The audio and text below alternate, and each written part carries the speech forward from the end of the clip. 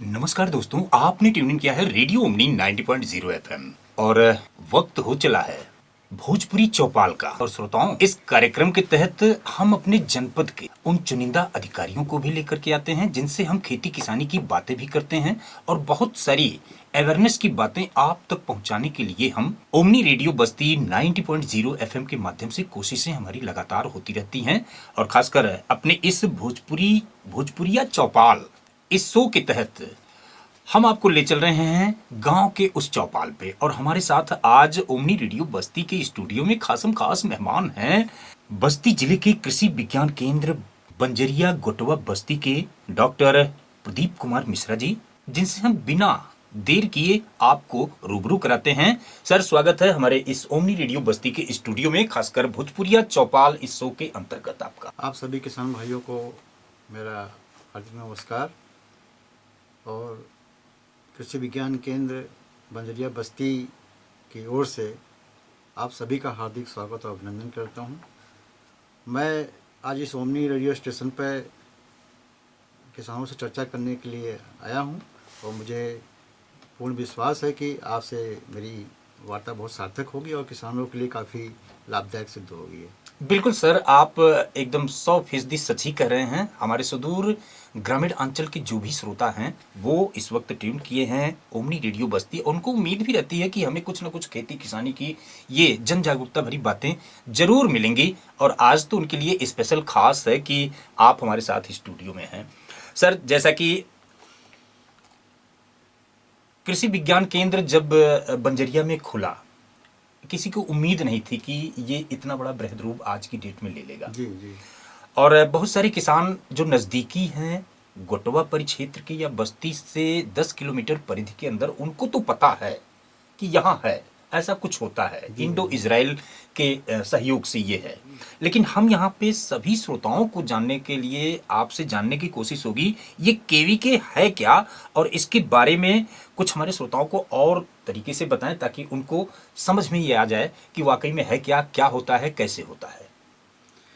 देखिए, कृषि विज्ञान केंद्र की स्थापना जो की गई थी जी, ये भारत सरकार के फंड के द्वारा भारत कृषि अनुसंधान परिषद नई दिल्ली, जी, उससे हमको फंडिंग की जाती है, वित्तीय सहायता मिलती है। जी, और खासकर जो हमारे स्टेट राज्य विश्वविद्यालय हैं कृषि के, जी, उनके सहयोग से अलग अलग जिले में इसको जो है खोला गया है।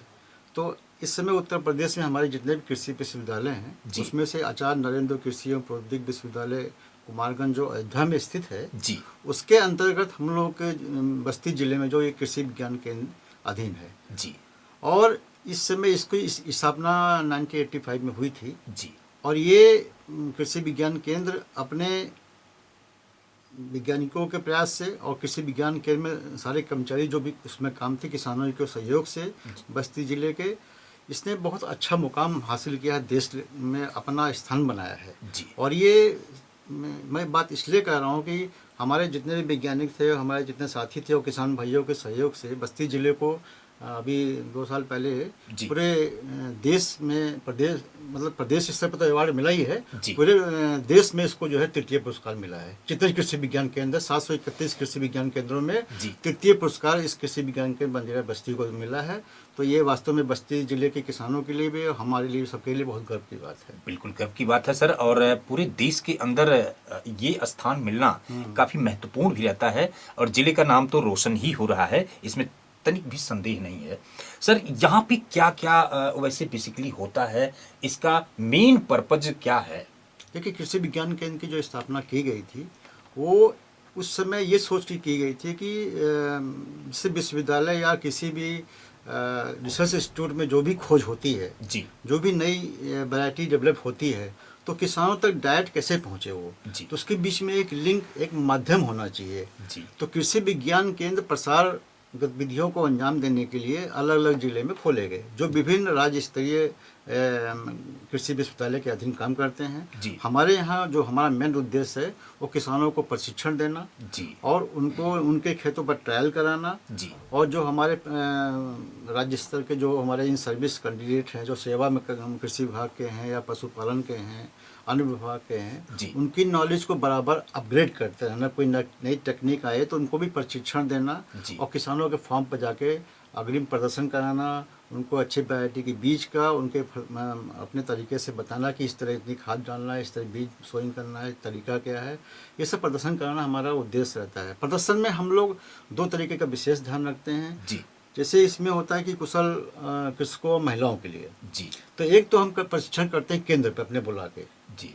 और एक प्रशिक्षण करते हैं हम गांव में जाके किसानों के यहाँ। उसमें दोनों लोग मतलब महिलाओं और पुरुषों दोनों को प्रशिक्षण दिया जाता है। एक केंद्र पर दिया जाता है और केंद्र के बाहर भी दिया जाता है। एक हमारा बहुत महत्वपूर्ण जो अंग है वो प्रशिक्षण का है, वो ग्रामीण युवक बेरोजगार युवकों के लिए है। जी। यानी जो हमारे अनएम्प्लॉयड बच्चे हैं, जो किसी कारणवश स्कूल ड्रॉप आउट हो चुके हैं जी। और वो किसी कारण से नहीं पढ़ पाए हैं, अनएम्प्लॉयड हैं, तो उनको ऐसा कौन सा प्रशिक्षण दिया जाए कि जिसके वजह से वो अपनी आय बढ़ा सके, अर्जित कर सकें और अपने परिवार को भरण पोषण कर सकें।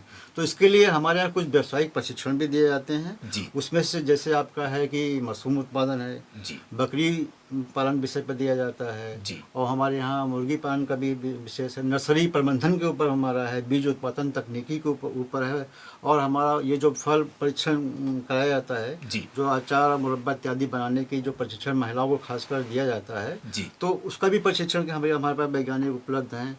और इसके अलावा वर्मी कंपोस्ट है, नाडेप इत्यादि बनाने का भी हम लोग प्रशिक्षण बराबर दिया करते हैं। इससे किसानों को काफ़ी लाभ मिलता है और कुछ किसानों ने इसकी अपनी यूनिट भी खोली है, उनको अच्छा आय हो रहा है, और देश मतलब प्रदेश अपने आपके बस्ती जिले में ही नहीं, प्रदेश स्तर पर भी उनका नाम हो रहा है। बिल्कुल, बहुत अच्छी जानकारी सर आप बता रहे हैं। चर्चा हम केवीके के कल ही इतना ज्यादा नहीं, केवीके के बारे में एक और बात भी मुझे आपको स्पष्ट करना है किसान भाइयों को। बिल्कुल सर, बताएं। केवीके जो है वो तकनीकी ज्ञान देने के लिए हमारा केंद्र खोला गया है जी। और बहुत से किसान भाइयों को कभी कभी इसके बारे में कुछ शंका या शक रहता है कि वहाँ से कोई अनुदान या इत्यादि की चीज़ है, तो वो हमारे यहाँ जो कोई तकनीकी ज्ञान, टेक्निकल जो संबंधित चीज़ें होती हैं जी, उसके संबंध में हम लोग बताते हैं। कोई भी सब्जेक्ट के किसी खेती के बारे में जी, कोई परेशानी हो, कोई रोग हो, उसका प्रबंधन कैसे करना है, खेती कैसे करनी है, नई तो कोई टेक्निक आना है, आपको स्ट्रॉबेरी लगानी, जो भी जानकारी चाहिए वो हमारे केंद्र में आप आएंगे तो आपको हमारे वैज्ञानिक उसके बारे में बताएंगे और बाकायदा आपको उसका प्रशिक्षण भी देंगे। अगर आप टेलीफोन करके भी किसी से कोई समस्या रहती है कि भाई ये रोग लग गया, कौन सी दवा डालें, जी, तो उसका भी समाधान करते हैं। ऐसा हमारे केंद्र के सारे वैज्ञानिक सारे किसानों की सेवा के लिए हमेशा प्रयासरत रहते हैं। बिल्कुल सर, बिल्कुल। ये तो बहुत अच्छी बात है कि वो अपने घर से ही टेलीफोन करके इस पर सारा जानकारी ले सकते हैं। हाँ, एडवाइजरी सर्विस हम लोग जाते भी हैं और ज़्यादातर वो मोबाइल फ़ोन के द्वारा आजकल या कुछ व्हाट्सएप ग्रुप भी बने हुए हैं। जी जी जी, उसके द्वारा भी जो है किसानों की समस्या का समाधान किया जाता है। डिजिटल इंडिया के दौर तो चल ही रहा बा और निश्चित ही हम ये जाने का अब प्रयास करब आपसे सर, आम अमराई मौसम तो बहुत ही चल रहा बा, खासकर ई मौसम में बहुत सारी कठिनाई के भी सामना करेला, जौन भी आम के बाग के इसमें रखवाली कर रहल बाड़े। और सबसे ज्यादा तो उत्सुकता हमार ई है कि आपकी यह केंद्र पे कितनी वैरायटी के आम के पौधा बाड़े हैं, थोड़ा आप हमें श्रोता के एक थोड़ा विस्तार से आप बताएं, क्योंकि नाम बहुत सुनल गई बा। देखिए, कृषि विज्ञान केंद्र बस्ती पर जो इस समय आम की पौध के लिए काफ़ी प्रसिद्ध हो चुका है जी, तो उसमें हमारे पास करीब 7 या 8 कलर वैरायटी के जो आम हैं जी, उसमें पूसा लालिमा है और क्या कहते हैं वो है आमपाली भी हमारे पास है, यहाँ पर गोरजीत है हमारे पास जी, हमारे पास लंगड़ा चौसा तो आपका जो देसी ये सब जो आम हर जगह मिलते हैं। इसके अलावा हमारे पास कपूरी है जी, और लेटेस्ट आपकी जो जानकारी निकली थी वो सारे वैरायटी हमारे पास अवेलेबल है। सफेद कलर में भी रंग आता है, मतलब लाल पीला नीला ऐसा भी जो वहाँ से आते हैं तो बताते हैं कि यहाँ पे तो इसकी भी वैरायटी है। बैगनी कलर के भी हैं, कुछ आम रहते हैं। और आम की सबसे बड़ी खासियत ये है कि आम की जो क्वालिटी मेंटेन करनी चाहिए जी, वो हमारे यहाँ मेंटेन है। और प्राइवेट कुछ नर्सरियों में कभी कभी क्या होता है कि कोई गारंटी नहीं है कि ये आम कौन सा निकलेगा, किस जी। जगह का फल लगेगा। जी। लेकिन सरकारी पे यह है कि कम से कम आपको ये गारंटी रहती है कि जो आम का पौधा ले रहे हैं वो पौधा आपका वही निकलेगा। जी। ये सबसे महत्वपूर्ण चीज़ विश्वास की है। बिल्कुल। और जब किसान को विश्वास पैदा हो जाता है कहीं, जी। तो फिर वो ऑटोमेटिक अपने आप ही उसी जगह पे जाता है। बिल्कुल सच कह और रहे हैं इसी सर।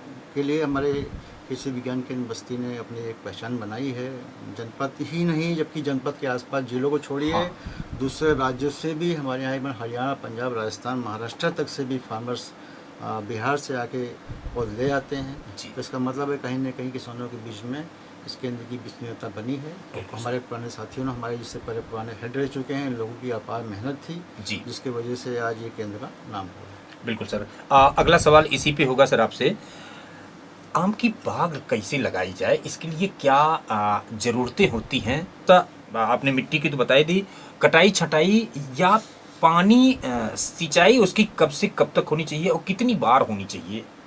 देखिए, कटाई छटाई मैंने बताया था, प्रबंधन हाँ। जो है बहुत महत्वपूर्ण है। जी सर। वो इसलिए महत्वपूर्ण है कि कोई भी बाग लगाएं, चाहे आम का हो, अमरूद का हो, या आंवला का हो, कटहल का हो, जी। नींबू का हो, पहला जो हमारा प्राइमरी प्रमुख उद्देश्य है जी। वो ये होना चाहिए कि हमारी एक पेड़ की टहनी दूसरे पेड़ की टहनी से सटनी नहीं चाहिए। ओ। जब हम बाग में निकलें जी। पेड़ों के बीच में से, तो हम उसमें से आवागमन हमारा आराम से हो सके। बिल्कुल। तो इसके लिए जब भी हम जाएं, तो कटाई छटाई का मेन उद्देश्य जो होता है वो होता है आपका नवंबर दिसंबर में। जी। तो नवंबर लास्ट में, और इसलिए करते हैं कि जाड़ों में ज़्यादातर पौधों का विकास जो होता है, जो पौधे की जड़ हमारे भोजन इकट्ठा करती हैं, वो उनका रहता है। और जाड़ों में पौधे देखते होंगे ग्रोथ कम हो जाती है। बिल्कुल। लेकिन जैसे बसंत ऋतु आता है, जो पौधे ने अपना भोजन इकट्ठा किया होता है, अचानक हमारे पौधे बहुत तेज़ी से जी। विकसित होते हैं। तो उस समय जब हम कटिंग करेंगे, तो जो हमारे जो कल दोबारा निकलेंगे, तो काफ़ी तेज़ी से और पौधा अपने आप को कवर भी कर लेता है। जी। तो उसमें कटिंग जुताई का अच्छा समय होता है। और दूसरा, हमें विशेष रूप से ध्यान रखना है कि हमें सूरज की रोशनी को नीचे तक आने देना है। कोई भी रोगग्रस्त टहनी हमको दिखाई पड़ती है जी।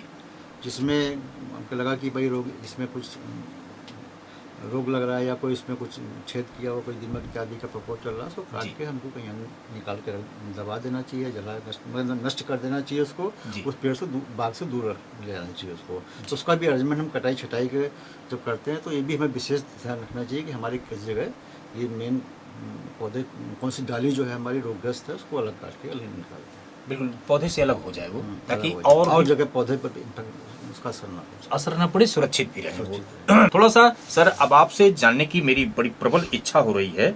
जैसा कि आपने बताया भी कि अम्रपाली, गौरजीत जो बस्ती के पुराने और मूल सामने देते थे, नाम बस्ती का होता था, आज तो बहुत नाम। यहाँ पौधों का जो पौधे मिलते हैं उनके रेट क्या हैं, और लगभग कितने सब्जियों के भी है, आम, कटहल, थोड़ा सा आप इस पे हमारे किसान भाइयों को जरूर बताएं। देखिए, हमारे यहाँ जो कृषि विज्ञान केंद्र बस्ती पर जो पौधे उपलब्ध होते हैं जी। वो हमारे जो केंद्र है, जो हमारा खुला है, ये आचार्य नरेंद्र कृषि एवं प्रौद्योगिकी विश्वविद्यालय अयोध्या से संचालित है। जी। उसके अधीन हम लोग काम करते हैं। जी। तो जो रेट हमारा विश्वविद्यालय साल में एक बार डिसाइड करता है, जी। तो उस रेट के आधार पर ही हम ज़्यादातर पौधे बेचते हैं। जी। उससे कम नहीं बेच सकते जी। और ज़्यादा भी नहीं बेच सकते हैं। जी। तो जैसे लास्ट ईयर हमारे ख्याल से 52 रुपये के आसपास हमारा रेट था एक पौधे का। जी। तो वो बेचा था। इस साल का अभी रेट आया नहीं है, जी। तो मेरे ख्याल से एक आध महीने में आ जाएगा।